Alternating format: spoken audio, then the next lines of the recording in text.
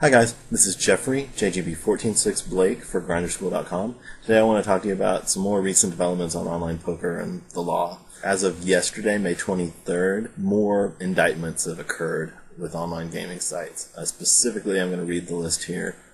Bookmaker.com, TruePoker.com, DoylesRoom.com, BetEd.com, BetHorse.com, BetGrandSports.com, GoldenArchCasino.com, FuntimeBingo.com, and 2BetDSI.com. Obviously, the important ones from a poker perspective are TruePoker and Doyle's Room. Basically, what all of these sites were indicted for is money laundering again and illegal gaming activities. A lot of the sites were tied into not just poker, but online sports betting, that sort of thing, which, as we discussed previously, is illegal in anywhere in the U.S. The one thing that this has prompted, though, I guess, has been a more detailed look at the law. There are some laws out there that are a little bit gray. There are other poker sites that are beginning to pull out of certain states in the U.S.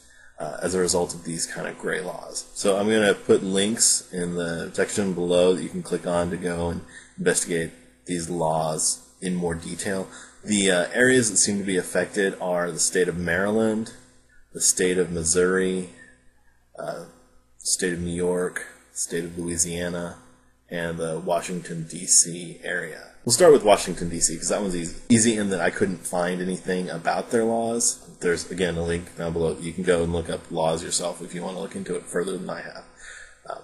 I couldn't find anything, though. I do, however, know that they are actually running their own licensed and regulated online gambling venture within the D.C. area. So, presumably because of that, they may be disallowing any other gambling ventures. That wouldn't surprise me at all, because once you get something regulated and licensed, you wouldn't want to allow anything that isn't fulfilling those requirements. Now we get into states. It's fairly clear-cut in a couple of cases. In the state of Maryland, they have a kind of blanket law against gambling. They define it pretty broadly, and there are still some that would argue that it may not apply to online poker.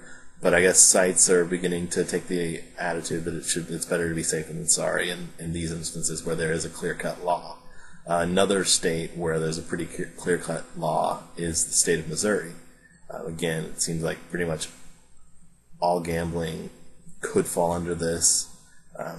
Certainly less gray than most states. Then we get into some other kind of funny areas.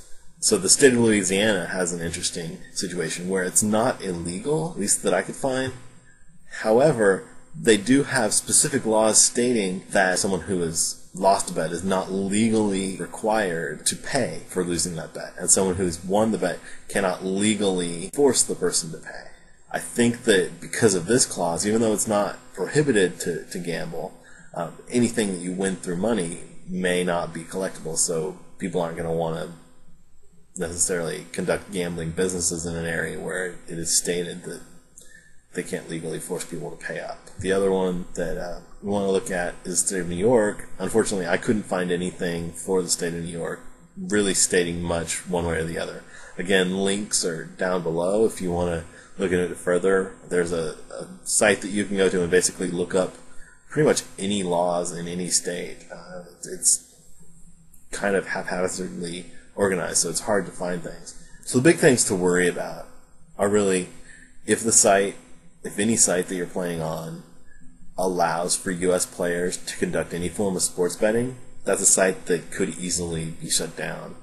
If you see anything to indicate that their money operations are questionable, or could be any kind of money laundering situation, again, that's something that you don't want to be involved with. You could end up in a situation there.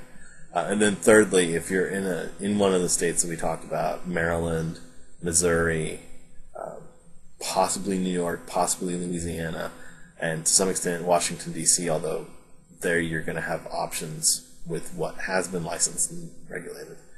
If you're in any of those states, you might want to avoid playing. The other thing I wanted to report is that since the last set of videos I did, for one reason or another, Merge Network has decided they're going to shift their operations.